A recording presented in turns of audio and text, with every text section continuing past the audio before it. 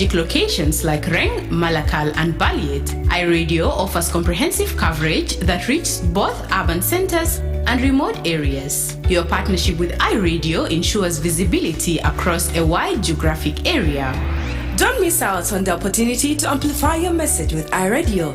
Partner or advertise with us today and make your voice heard across South Sudan.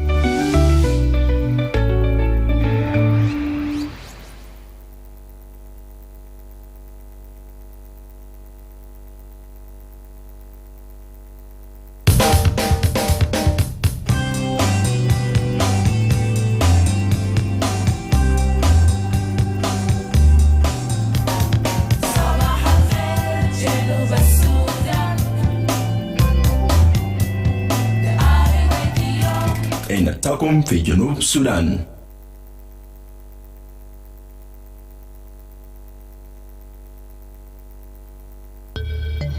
عزيزي مستمع إذاعة آي راديو، لما تشارك في أي موضوع على الإذاعة أرجوك تفادي تصريحات بتحرض أو بيشجع على الكراهية.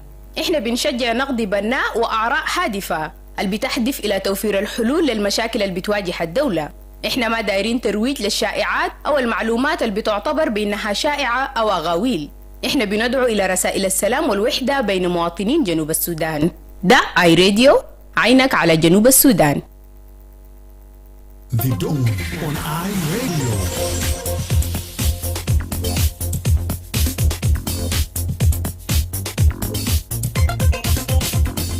Well, a very good morning to you and welcome to the second half of the Dawn program here on iRadio, a live broadcast from the capital, Juba. My name is Emmanuel Joseph Akile and it's Monday, the 8th of December 2025, coming to 17 minutes now after the hour of 7. Now, in the second half of the Dawn, we're going to talk about environment. And this is part of a special program brought to you by Save the Nature South Sudan, known as Santa, just like Santa Maria. Yes, this is actually a women-led environmental organization committed to restoring wetlands, forests, and also wildlife habitats across the country here. Now, recent extreme weather events, including heat waves that actually raised temperatures to 42 Celsius in February this year, and also 45 Celsius again in March 2025, forcing schools closure, and also the Ministry of Health paint telling story of the increasing effect of climate change on human life. Now, according to the organization, the same climate pressures that actually impact the individuals also impact wetlands, forests, and also wildlife and bird species such as the black crown cranes. So to shed more light about this and more, I'm pleased to be joined live in the studio by two guests. Joined live in the studio by Mr. Samuel Luate, who's the acting director for Wetland, National Ministry of Environment and Forestry, and I have Kerry Justin, who's the program manager of Save the Nature organization. Gentlemen, it's good to have you both in the studio this morning. Welcome to our radio. Thank you. Yes. Now let me start with you, Luate. From the government perspective, and especially the ministry, which is concerned about the environment and forest in general in the country, what makes wetlands such a vital part of South Sudan ecological system? Someone. Thank you for having me. I've just introduced myself. You just introduced me. My name is Samuel Justin. I work as acting director for wetlands. Wetlands is such an important ecosystem to South Sudan. Basically, if you see, our livelihood entirely depends on wetlands, because we are agrarian communities, and we have a lot of people who depends on livestock as their livelihood, and then there are people depending on wildlife as their livelihood. So wetlands is such an important ecosystem to South Sudan. Additionally, South Sudan becomes one of the countries which hosts the largest wetlands in Africa. That's why we have designated the Sud wetlands as a Ramsar site for the sake of protecting the site, for the sake of ensuring that the site provides a sustainable source of resource for our livelihood and the life of the generations to come. So wetlands is such a very important ecosystem to the South Sudan. That's why it has a special directorate in the Ministry of Environment and Forestry. Right. And Kerry, so how do wetlands really contribute to water purification, food control, and maybe local livelihoods? Thank you so much. As I said before, my name is Kerry Justin, serving at the capacity of program manager with Save the Nature. As presented, the question is how did wetland, I think, contributed to the livelihood of to the community? To me, generally, when you look at wetland is not just wetland. Wetland is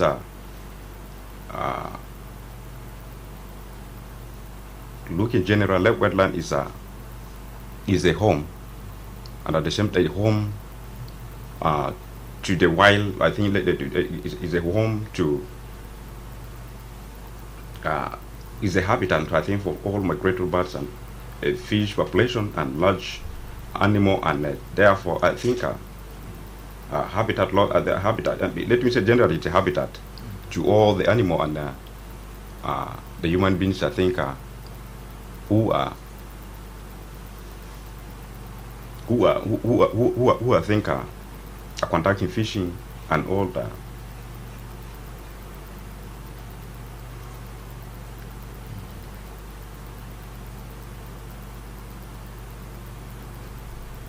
Right. Yeah. Right. So Samuel, if I may come back to you, is there any way, or let's say like in what ways do communities in general depend on wetlands for agriculture, fishing, or even grazing, something that the ministry maybe has been into? Well, as a matter of fact, we as institution of the national government, we don't get directly into the community, to work directly with the community, but we set the frameworks, we set the softwares, how communities can be engaged in making sure that to ensure that the wetlands are sustainably used. There is this approach which we usually do. There is the whole of government and the whole of society, a whole of community approach in implementing our projects. We are engaging the community indirectly. If like we want to do awareness program, we get into partnership with NGOs or local governments, and then they implement on behalf of the Ministry of Environment. So your question is, in what way do they use the wetland for their livelihood? Wetland is such a strategic store of the waters that we need for our livelihood.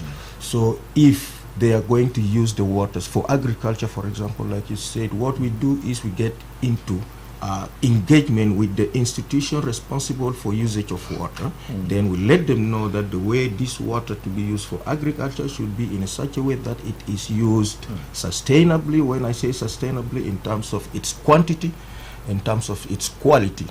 That is how we talk to the community to let them know how these waters can be used sustainably for agriculture, for example. And then the same thing is for fisheries, for example, because we cannot talk of wetlands without talking about fisheries or fishing. So for fisheries, we know our communities, like if you take the greater Upper Nile, for example, majority of the communities are fisher folks. So we just let them know the importance of sustainably doing the fishing so that it doesn't compromise the coming generations from fishing, or it doesn't compromise the continuity of their livelihood on which they depend on. That is fishing, for example. And then pastoralism, of course, it is very important for our people. Majority of our people are cattle keepers. So if you have something living, if you're keeping something alive, so it means it will need water. So for pastoralism, we don't restrict We don't do any restriction there because these are animals. But what we do is we talk to the owners of the animals, the keepers of the cattle. We talk to them, we send messages to them because that water belongs to them, belongs to their cattle as well. So the whole idea is to make sure that this resource is used sustainably so that it doesn't compromise the ability of the future generation to use it. Yeah. Right. And also, Kerry, if I come to you, like the issue of engaging the community, because he mentioned NGOs, like Save the Nature, for instance. How do you engage the communities when it comes to the issue of wetlands and also ensuring agriculture? Well, thank you. Much with us, we actually engage a community in terms of champion the practice that actually ensure longevity of natural resources.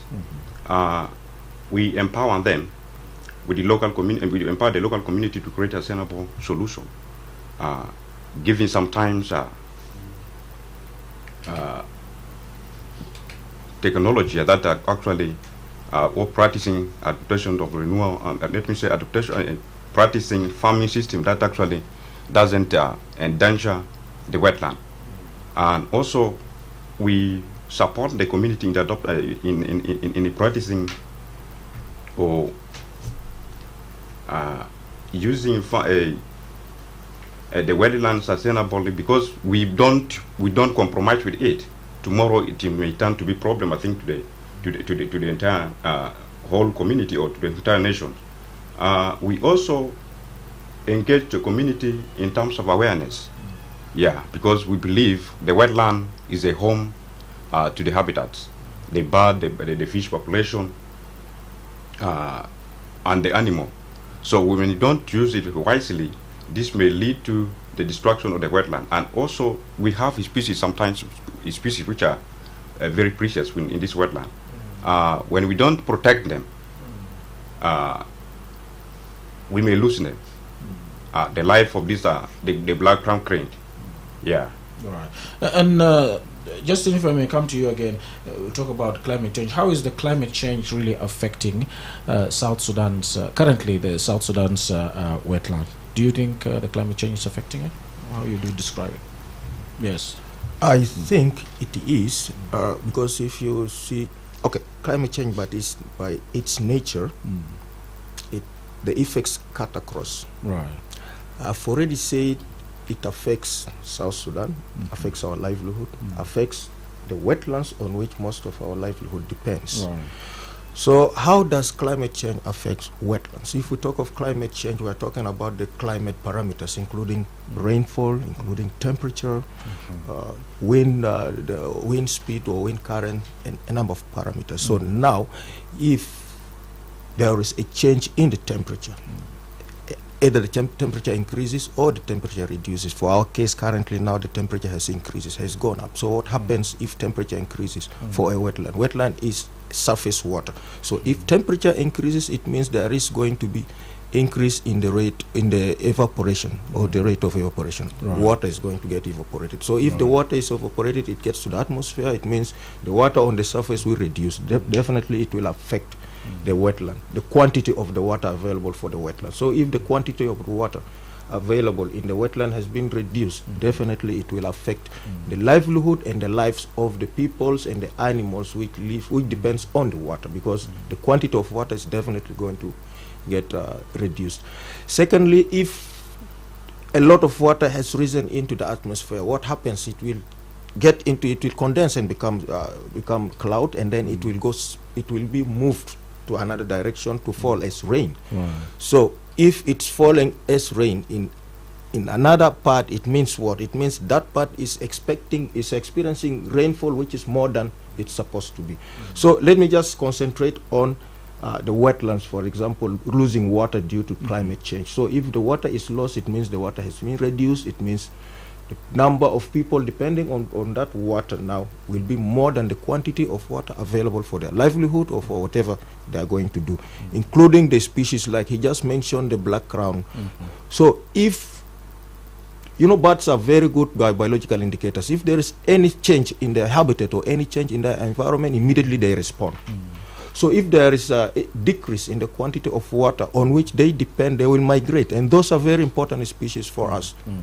Unfortunately, we are still underdeveloped when we come into our tourism industry, but a lot of people just coming from somewhere to come and see specific animal in your place. So now this black crane, it's unique to South Sudan.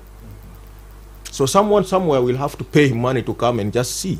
So now, if climate change is affecting the habitat of that bird, it means that bird will migrate, and then we will lose money. We lose money, we lose the diversity of it is actually our natural heritage. We will lose that one. So I am saying climate change is, yes, climate change is here to stay, but we have a role to mitigate.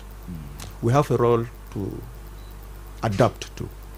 So we as a country, we are not contributing much to climate change because like the quantity of the greenhouse gases that have been released, we release insignificant, not even 1%.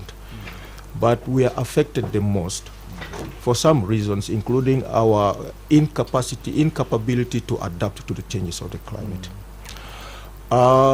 We in the ministry, in most cases, if we get any project from the global funding facilities, for example, be it the Global Environment Facility or be it the Green Climate Fund, we always looked into how we can address issues of climate change within that specific project. For green climate change, automatically there are monies they invest in climate adaptation and climate mitigation. For the Global Environment Facility, they invest or they inject money for addressing issues which affect the biodiversity, issues which affect the climate, response to climate change, and then issues of land degradation. So if you see for these three, there are the Rio Conventions, the Convention to Combat Desertification, the Convention, the UN Framework Convention Climate Change, and then there is a Convention for Biological Diversity. So these three conventions, they always inject money to make sure that they address this thing. Are we benefiting from that? Yes, we are. We are getting from the Minister of Environment and Forestry is the technical or the focal point for the Global Environment Facility. So communications from the Global Environment Facility gets to the Minister of Environment. Then from the Minister of Environment, now we communicate to the, it's like the coordinator of the Global Environment Facility in South Sudan. Currently we have a number of projects that we are directly or indirectly implementing, which we benefited from the funds of Global Environment Facility. Recently, we had won the trust of the Green Climate Fund, and then they are investing in South Sudan for the first time, a full-scale project. It's enhancing resilience to climate change in the flood-prone areas in South Sudan. And then it has recently been announced, and your media house is aware of that. We are going to implement it. $50 million US. 50 million, and then there is a co-finance from the government of Japan of 2.5 million, summing up to 52.5 million. And this is going to be implemented in the flood-prone areas of South Sudan, in northern Bahr Ghazal and Warab State.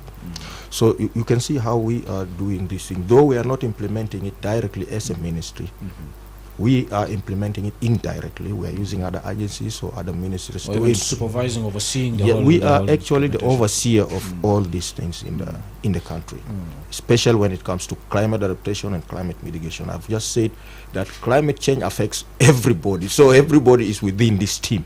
So if anything comes under climate change response or climate change adaptation or whatever, we work together with the relevant partners, be it NGOs, be it UN agencies, or be it government institutions. Yes. And Kerry, let me come to you. Are there really particular species that are more vulnerable to climate impacts than others? And how can communities, I want you to add from the organization perspective, how can community really adapt to protect wetlands in the face of increasing climate pressure?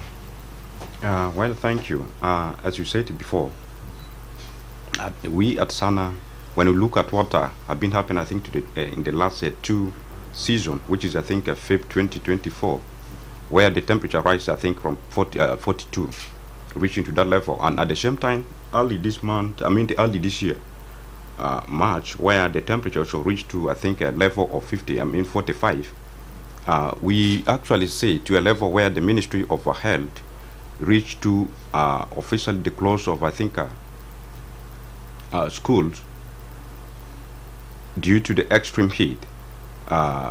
We try to say this incident as a demonstration of a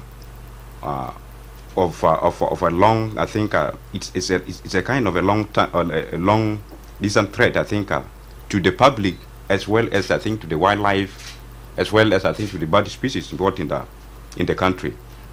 We now see this as a direct danger to the entire population of either being the birds, being the wildlife, and the human being.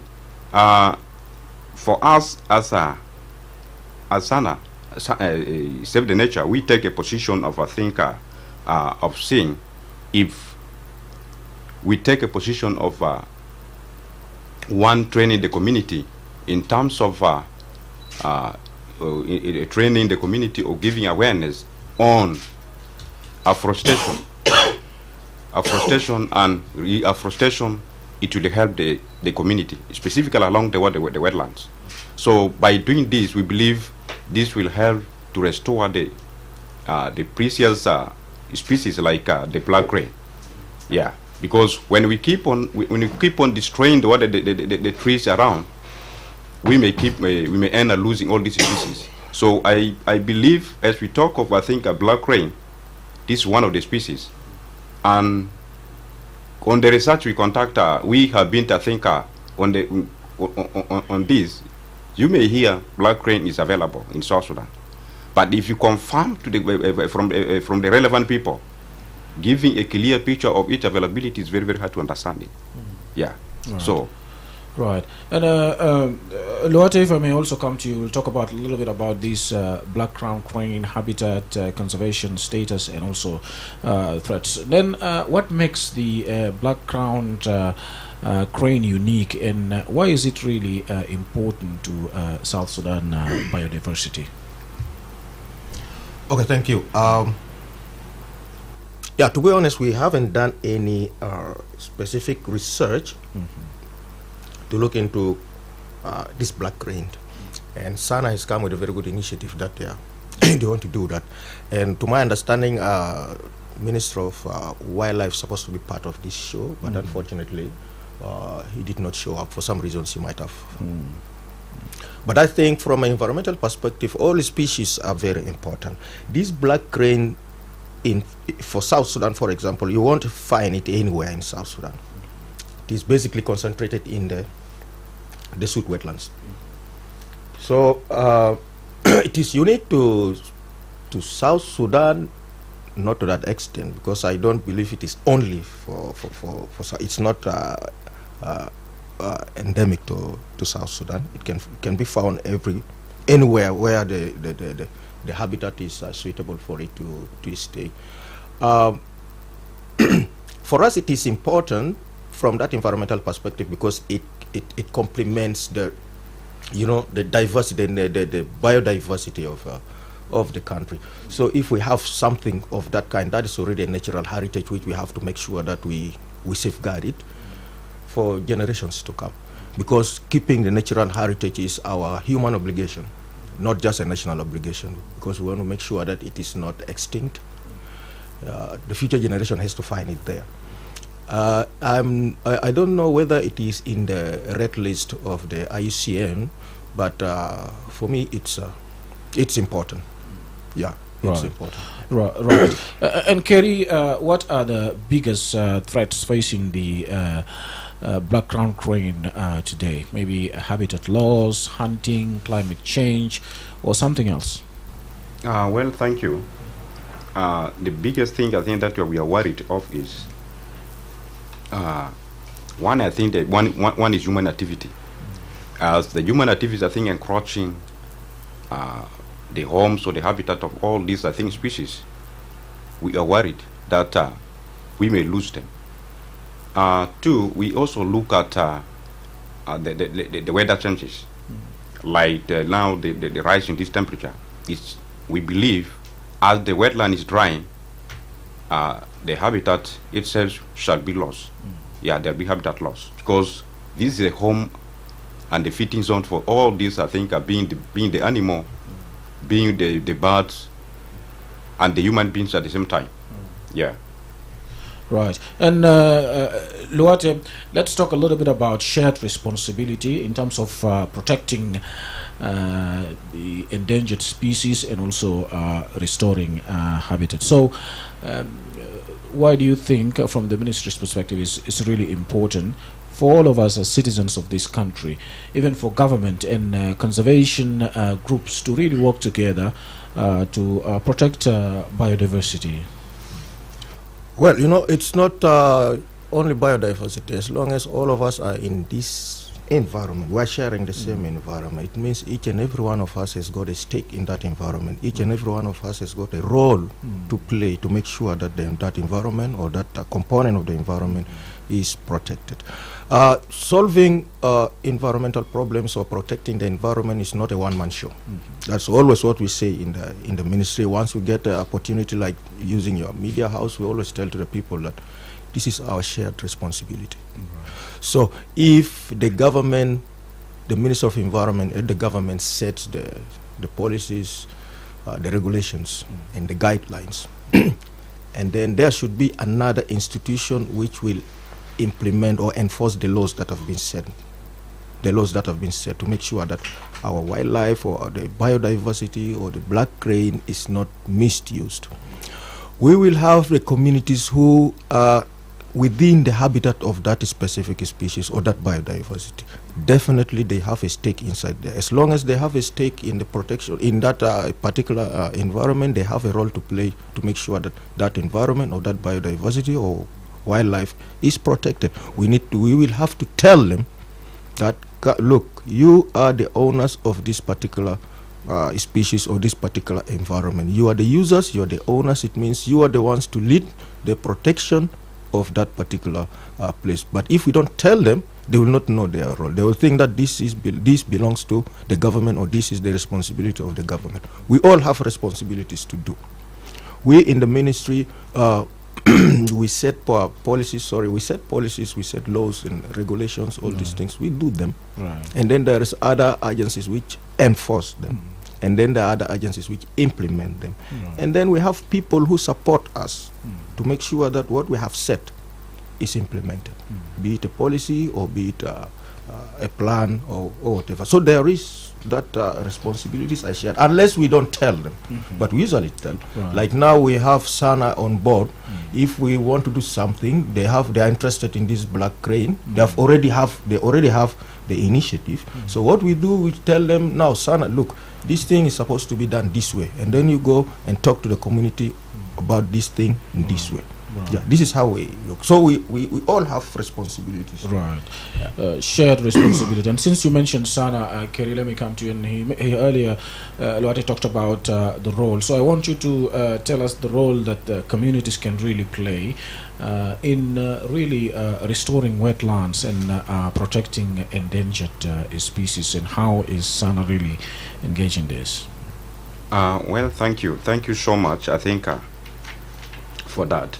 One of the role that the community, I think, can play in terms of wetland, I think, restoration, and I think to keep the water, the species being in place, is I think one is engaging the community in terms of environmental, I think, restoration. That is through tree planting along, as I said before, along the wetland.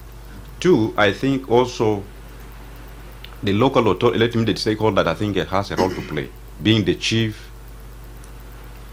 being the PIAM directors, being the let me say generally the stakeholders has a role to play, because in terms of, I think, law enforcement, because it's not only the ministry, not even the, I think, let me say the other law enforcement agent, but it's still the local community, the youth also has a role to play in terms of monitoring the availability and not availability of this animal, and it not being people being destructive, I think, to the animal or as well as the birds. So by doing this, I believe we can protect them. Two, three, at the same time, also as I said, to emphasize, I think much more about it, wetland, I think restoration through tree planting, I believe can help. Then I think community sensitization and awareness campaign will help the community in terms of, I think, restoring or protecting, I think, all these species, including the wetland. Right. Yeah. ده بيجيبنا لربع ساعة لرأس الساعة، الوقت اللي فيه نرفع المكالمات من المستمعين. اتصل علينا وقدم رسالة بتاعك، بنتكلم في موضوع بتاع أحداث بتاع الطقس المتطرفة الأخيرة، وكمان بنتكلم برضو في موضوع بتاع البيئة. وضيوف بتاعي معي في الاستوديو هم من وزارة بتاع البيئة والغابات، وكمان من منظمة اللي اسمه سانتل برضو شغال في مجال بتاع البيئة. راديو. الو مرحبا. يس. معك فرانكو سيلف. فرانكو اتفضل. نعم، تحية لك وتحية ضيوفك في الاستوديو. طبعا هو يتحدث عن الموضوع بتاع الانفايرمنت، طبعا تغيير المناخ والتغيير البيولوجي اللي بيحصل في العالم من هنا والاخر. سؤالك الاتي طبعا بالنسبه لهم، في فن قدموها اليابان بالنسبه للمناطق المتضرره في شمال برازيل، رغم انه في ولايات يعني بيتعانوا من الفيضانات وبيعانوا من الفيضانات. يعني هو ده ما الفيضانات طبعا دي بيقول لها سيول، لكن الفيضانات هو البحر اتفاضت واختربت، ناس خلوا محل واعتبقوا مويه كلها. فليه ما خلوا بايورتي للناس المتضررين، حتى زي الناس اللي في ولايه الوحده وفي مقاطعه تنقاك وفي تجاه بتاعت بور جنجلي، كلها مناطق فاضت فيها بحر وما خطوا في بايورتي. الناس اللي لهم السيوله يا هم عندهم الفن، هم خطوهم في البايورتي. وده من الاسباب اللي خلى الناس طلعوا من السودان، لانه ما بيكون في عداله. المفروض يكون في عداله، يعني يجوا الناس الاول، الناس اللي في البلد الضرر لل اساس بنتوز الناس بيشوفوا مركب ما تزول، يعني ما مرتاح، ليه بيخطوا في بايورتي؟ شكرا جزيلا. شكرا جزيلا. وضيف بتاعنا من وزارة ممكن حيجاوب عليه، ولو في إضافة برضه حيجي. Let's continue to pick few calls. Dial 0911-229-8696. Radio. Good morning, Emmanuel. Yes, good morning. This is Jiang. Jiang Ding in Wa, welcome. Yeah, thank you. Actually, mine will also be like related to what Franco have said. You know, priorities we are facing issues of priorities when it comes to intervention of any disaster in the country, either government or partners. Like what you have seen here, you know, protection of the environment itself, it needs the environment mitigation, but fairness, and later on the response will come in here. So my question to the Minister of Environment is that how prepared you used to be. Make sure that your ministry is ready for any environmentally to the public based on the priorities. That one. Another thing is that Ministry of Environment is now mostly concentrated on issue of oil, disasters and all this. But environmental pollution is not only in oil now. I'm seeing in South Sudan there are a lot of environmental malpractices where we even not aware of hygiene. Citizens themselves, since they are born, we grow up in hygienically. And that's, you take it to the town, like cities like Juba. Juba now is very dirty because people, South Sudanese citizens are not aware of hygiene. So what actually the Minister of Environment make sure that environmental pollution is something that you can see the cars moving with smoke. People are burning the big, big dust. This one kosher. They just burn it inside the towns. They burn things unholy, and this smoke things moving itself contributing to the environmental pollution. All right. You can see also the dust. Even town like in Juba, there is soil on the top of the car, and when the car moves, you will see that there is a dust, and that's inhaling the dust into the body system itself is causing a serious damage to human health, and that is environmental pollution. Environmental pollution is also, my big machines being operated here where there's the people, companies, manufacturers are operating unholy too much. They are not directed where they're supposed to operate. All right. And that smoke of the manufacturing is still environmental pollution. So environmental pollution is something that needs a wide concern from the government of South Sudan. These are my two questions. Thank you. Thank you, Ding Ding. Let's take one more call before we come back to our guest in the studio. Radio. Hello, radio. Hello, radio. Emmanuel, just good morning. Yes, good morning. David Mago from David Mago, go ahead.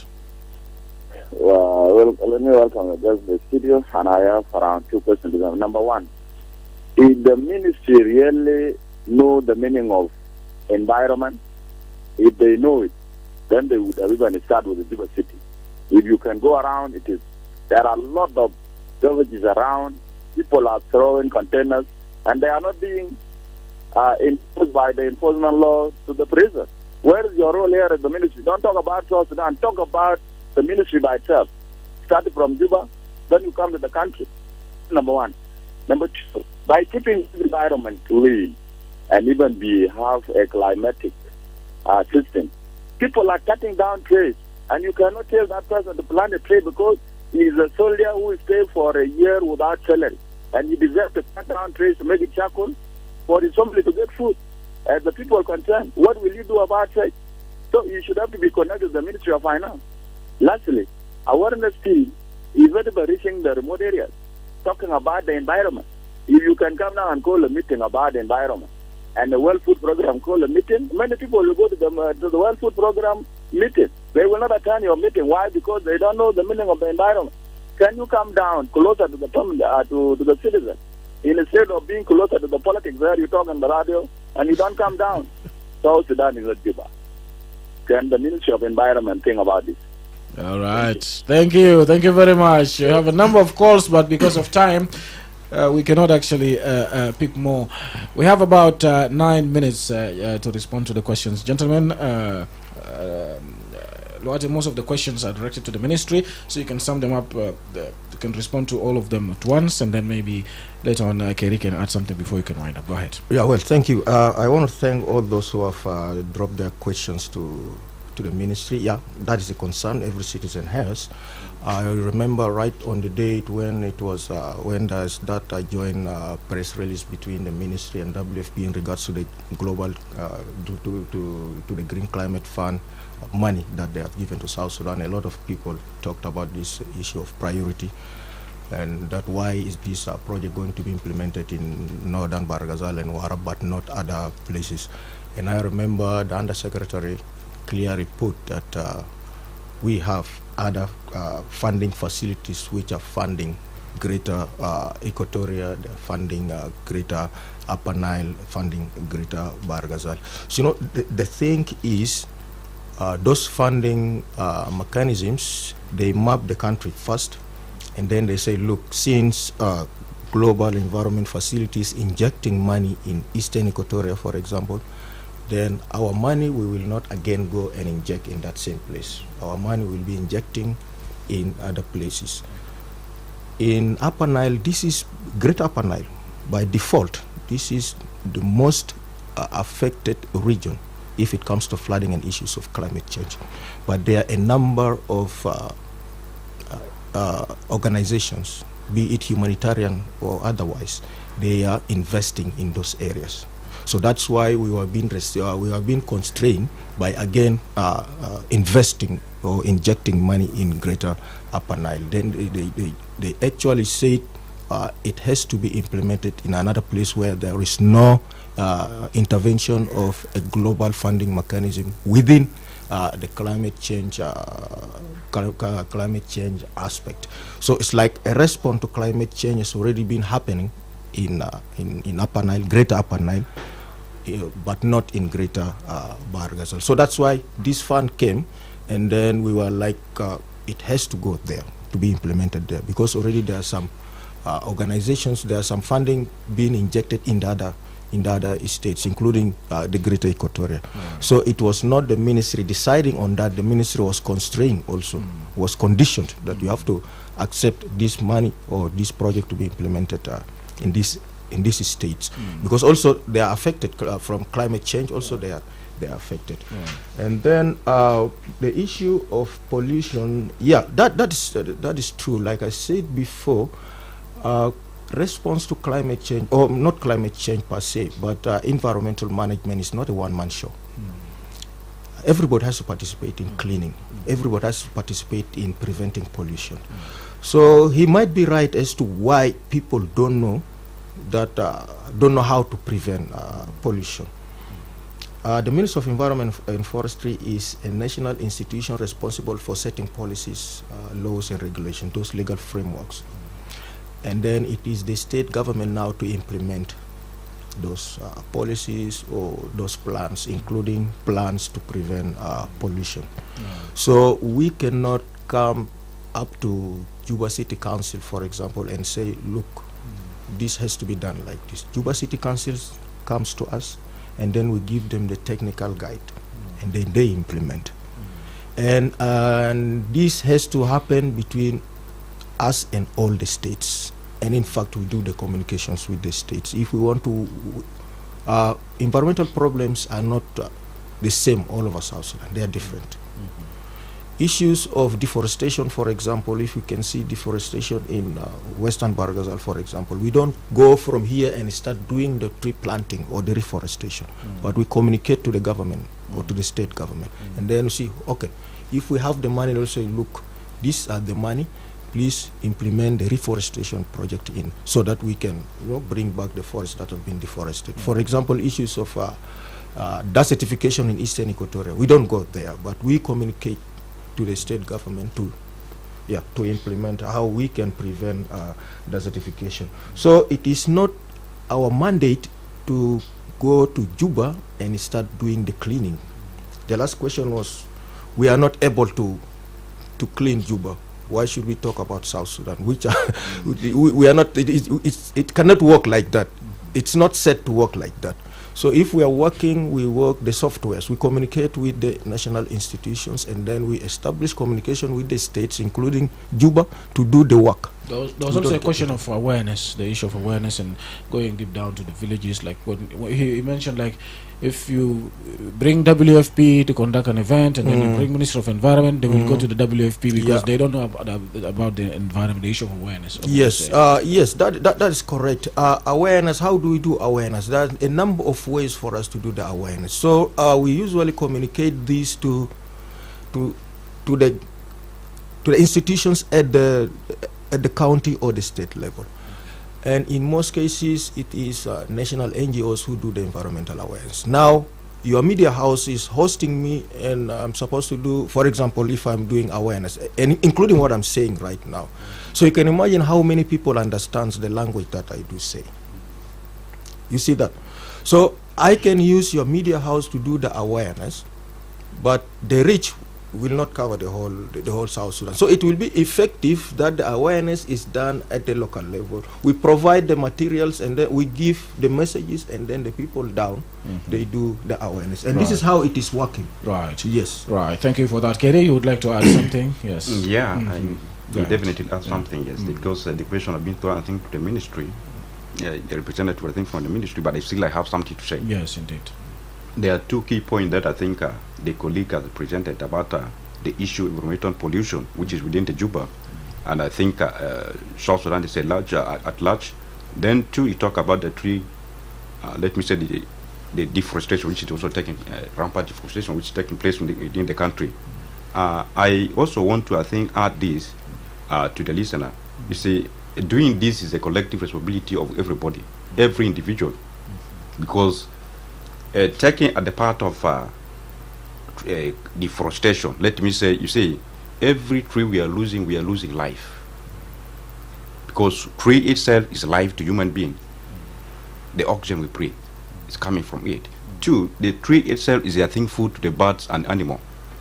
You see, so it should be a collective, I think, responsibility to each and everybody. We should not be leaving it to the ministry. Yes, the policymaker, as he said, ministry can, I think, make the framework, but the rest of the thing now lies in our hand as a citizen of the country to implement it. If you know you are going to cut a tree and this will impact negatively in the life of the next generation or to our life, even to you, I can speak. I say, doing this, if you are doing this, if you cut one, maybe you plant two. You see, so I have been seeing, I think, in the part of the other country, a person is, I think, planting almost thousands of trees because he knows the futures of this tree. He knows the importance of this tree to the next generation. So I believe it is very important for each and every person to take responsibility. It should not be only left, I think, to the ministry. Right. Then, two, I think you also talk about the environmental pollution. Right. Yes, this is also very, very important. As he said it, if you look at the number of Raksas in Juba, the rampart, actually, it is causing too much pollution. And I think this was also an awakening, I think, question to, I think, the ministry, if there are policies which can be created, taxes be levied on this individual, I think, a transport sort of thing, it will help. All right. Yes. Then two, I also want to talk about you talk about the environmental pollution, not limited to, I think, to air pollution. Looking at the number of these water bottles, Right. let me say water bottles and this plastic sort of thing in the town. If you look at it, it has already taken over the city, even the sewage. So I look at it as very, very important. If the ministry can come with that, also its policy to levy taxes on the water buyers, which the taxes will directly go to the ministry, which will help in terms of collecting this bottle back. Because the logistic, I don't know, the logistic, there are bottles which are coming from outside. Right. Yes. Right. Thank you. We're running out of time. Thank you both, Mr. Samuel Justin Luate, Acting Director for Wetlands, Ministry of Environment and Forestry National, and also Mr. Kerry Justin, Program Manager, Save the Nature Organization. Thank you both for joining us on the Dawn today. Hope to have you again soon. Thank you. Thank you. Right, so with that, we have come to the end of the Dawn edition for today. Do join us again tomorrow at the same time to get the latest on what's happening in South Sudan and beyond the borders. Up next, news in Arabic with Michael Daniel on behalf of the Dawn team. My name is Emmanuel Joseph Akile. Have a good day. We meet again tomorrow.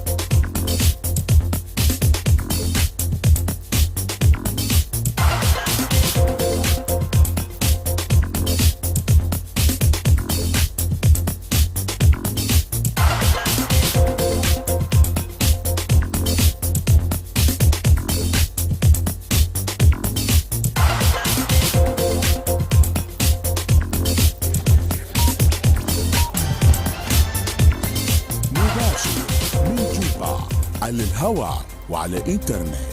ده آي راديو، عينك على جنوب السودان.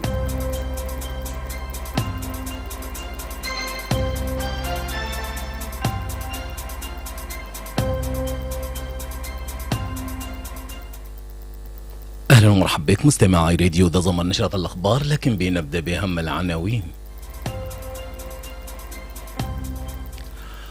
أمر محافظ مقاطعة الناصر جميع المنظمات غير الحكومية العاملة في المنطقة بالعودة فورا لمقر المقاطعة بحلول يوم الاثنين 8 ديسمبر 2025.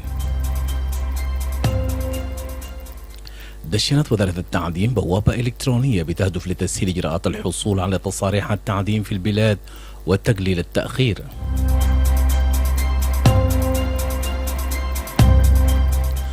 وأطلق تحالف من منظمات المجتمع المدني بقيادة الشباب حركة صوت الشعب، وهي مبادرة غير عنيفة بتهدف لتعزيز المشاركة المدنية السلمية والدعوة للمساواة في الحقوق لجميع المواطنين.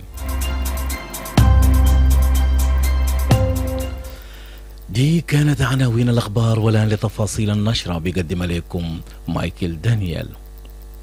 أمر محافظ مقاطعة الناصر جميع المنظمات غير الحكومية العاملة في المنطقة بالعودة فورا لمقر المقاطعة بحلول يوم الاثنين 8 ديسمبر 2025.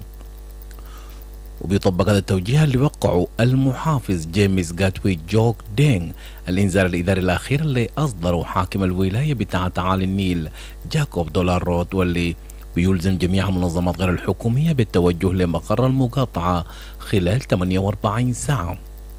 وجاء بيان المحافظ جاتوي تحديدا جميع المنظمات غير الحكومية العاملة في بيام وماس في الناصر بالتوجه لمقر المقاطعة بين يوم 6 و 8 ديسمبر، وأكد على ضرورة الامتثال الفوري لضمان التنسيق السليم للأنشطة الإنسانية وتسهيل جلسات الإحاطة الأمنية الأساسية وموائمة جميع برامج الإغاثة مع أولويات المقاطعة. دشنت وزارة التعدين بوابة إلكترونية بتهدف لتسهيل إجراءات الحصول على تصاريح التعدين في البلاد وتقليل التأخير. في حديثه على التلفزيون الحكومي SSBC صرح وزير التعدين مارتن جاما أوبوتشا بأنه المنصة حتتيح للمتقدمين من أي مكان في العالم إكمال عمليات طلب التراخيص بالكامل عن بعد. وأضاف بوتشا بأن المنصة جديدة مزودة بميزات تقنية متقدمة مفيدة بشكل خاص لمستخدمين الأنظمة الخلفية. وأوضح بأنه التحسينات دي بتتيح للمستخدمين تسجيل الدخول من هواتفهم المحمولة أو أجهزة الكمبيوتر المحمولة وتحميل جميع المستندات المطلوبة بسرعة. وقال بوتشا وأنا بقتبس: المنصة الجديدة أفضل بكثير من المنصة القديمة وحتنجز كل شيء عبر الإنترنت، لست بحاجة لتقديم أي أوراق رسمية للوزارة، يمكنك إنجاز كل شيء من مكانك سواء كنت في أوروبا أو جنوب أفريقيا أو هنا في أحد القرى، لا يزال بإمكانك القيام بذلك نهاية الاقتباس. وأضاف أيضا إنه دمج نظام إدارة علاقات العملاء حيمكن مراجعين الوزارة من مراجعة جميع المستندات المقدمة ومعالجتها بكفاءة.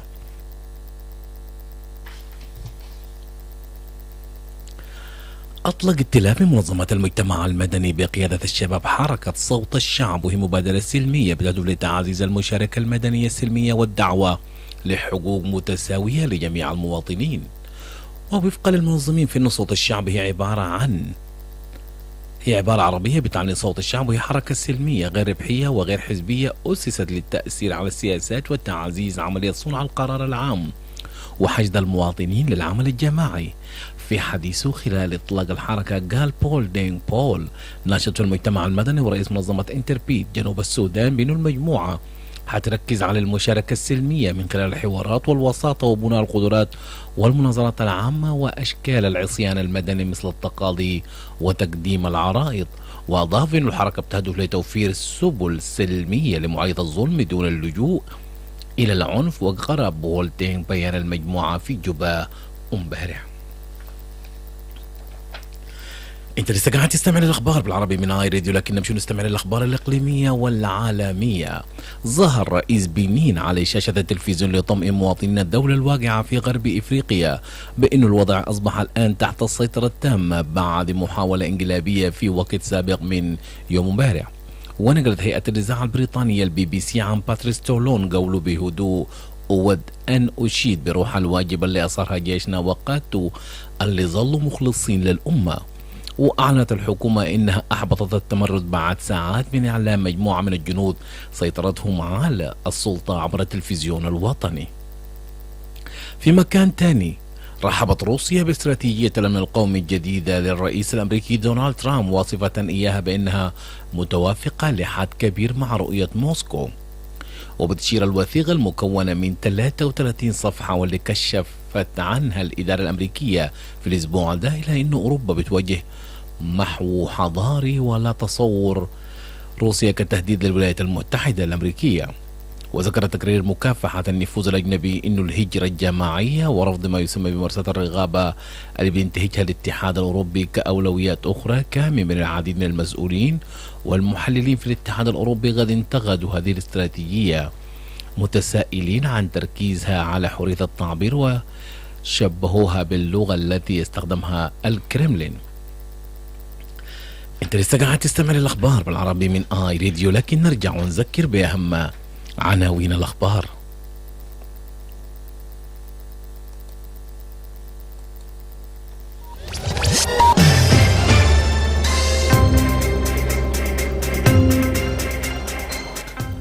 أمر محافظ مقاطعة الناصر جميع المنظمات غير الحكومية العاملة في المنطقة بالعودة فورا لمقر المقاطعة بحلول يوم الاثنين 8 ديسمبر 2025. دشنت وزارة التعدين بوابة إلكترونية بتهدف لتسهيل إجراءات الحصول على تصاريح التعدين في البلاد وتقليل التأخير. وأطلق تحالف من منظمات المجتمع المدني بقيادة الشباب حركة صوت الشعب، وهي مبادرة غير عنيفة بتهدف لتعزيز المشاركة المدنية السلمية والدعوة للمساواة في الحقوق لجميع المواطنين. وبكده بتنتهي نشرة الأخبار من آي راديو. لو أنت عندك خبر أو مناسبة وداير آي راديو يعمل له تغطية، ممكن ترسل لنا رسالة على الرقم التالي 0925-287-870، وده نفس الرقم بتاع الواتساب. انت ممكن تتابعنا على منصة اكس آي راديو جوبا كلمة واحدة، سجل جاوب صفحاتنا على الفيسبوك آي راديو، اشترك في قناتنا على اليوتيوب آي راديو ساوث السودان، او قم بزيارة موقعنا على الانترنت www.iradio.org لتستمع للأخبار باللغة العربية أو الإنجليزية. كنت معكم أنا مايكل دانيال، واصل الاستماع لآي راديو، عينك على جنوب السودان.